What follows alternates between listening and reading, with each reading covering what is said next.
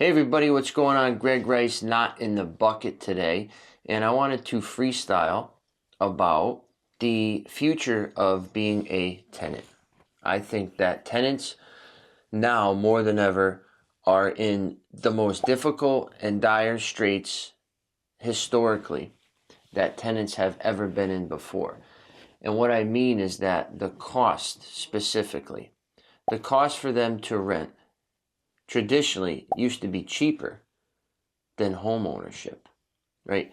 It was a step to get to home ownership. Maybe your rent was $750 and then you bought a house and then your mortgage was $1,500. The good old days. Now, both are high, home ownership and rentership, but home ownership is indicative of the interest rate, so ideally when those go down, home ownership becomes more attainable. But my point is, rentership never goes down, okay? It only continues to go up. And what I'm seeing is that tenants are paying numbers on just apartments that are more than my mortgage for my single family home and my expenses in that matter. So take a 3-bedroom in Central Falls, for example. I've seen people pay $2,500, no problem, for a 3-bed apartment. And then they're paying their gas, and then they're paying electric, internet. They're all in $3,000 a month to rent a 3-bedroom in CF. There's people that have mortgages that are $1,500, $1,600, $1,700, $2,000 for a single family home. It's becoming cheaper to own a home than it is to rent an apartment. And like I said, it's indicative of rates, right? And rates are high right now.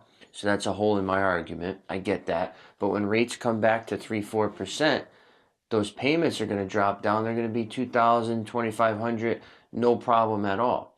So I feel bad. I feel bad for the numbers that tenants have to pay because truthfully, we know, we see, is the value really there? Is that worth $2,500, that apartment? No way. It's not. But it's a chain effect of what that owner had to pay to buy it. It's an after effect of what the city or the town is charging for their taxes, what the insurance companies are charging for their premiums, what the property manager has to charge, etc. So it's baked in.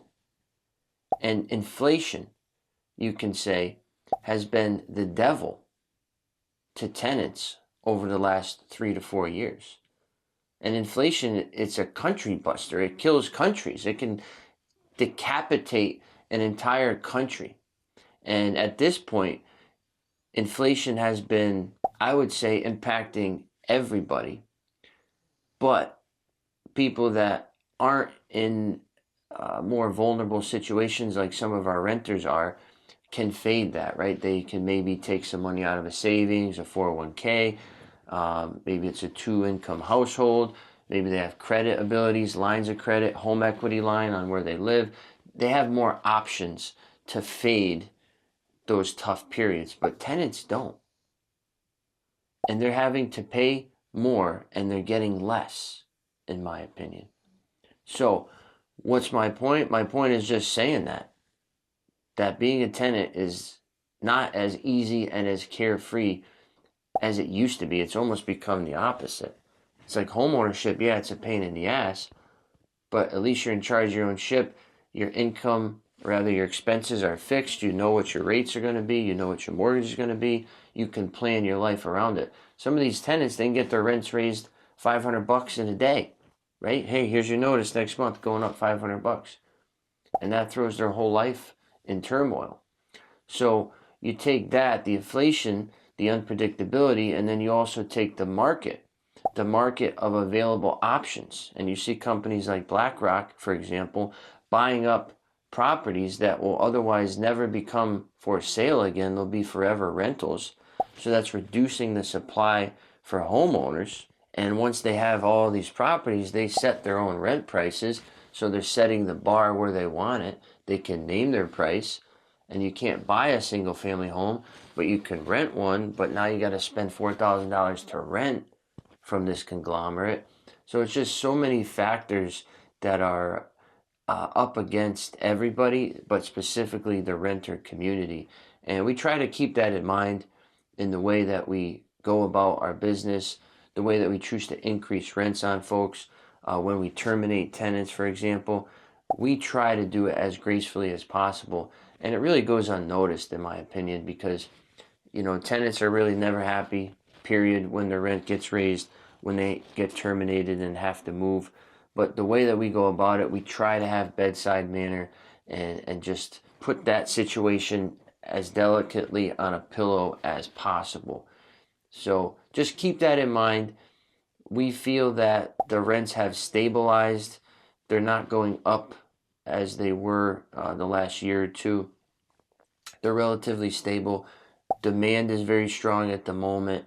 Our vacancy rate is, I think we have maybe 10 vacancies or so, 10 or 15 for 750 units. So our vacancy rate is very good. People want to live here. There's a lot of value living here in Rhode Island. It's a popular place for so many age groups and so many lifestyles that renting will never be an issue here. But it's just getting more complicated for tenants. And this is typically not the angle that I'm talking about on these videos, but it's a truthful angle. And it's getting more complicated for the landlords too, with the lead laws like we've talked about, and just the cost of everything is absolutely crazy. Insurance premiums are double and triple what they used to be. Contractors are outrageous. It's like unbelievable. Contractors are getting doctor hourly rates. Like, are you doing heart surgery? Are you fixing my bathroom? What's going on here? That's how we feel. We bring in some people. We're like, oh yeah, that'll be 12,000, and you're like, Jesus Christmas, Jesus, Michael and Jason. Wow. So there's so many things you got to deal with. It ain't easy. It ain't easy on the landlord side, and it ain't easy on the tenant side. So both of us are going through it in our own ways, and let's just be graceful about it from both sides. As a tenant, be graceful to your landlord. As a landlord, be graceful to your tenant, and go from there. Any questions, any feedback? I think this is the first time I've had an emotion in 11 years. So thank you for being a part of that.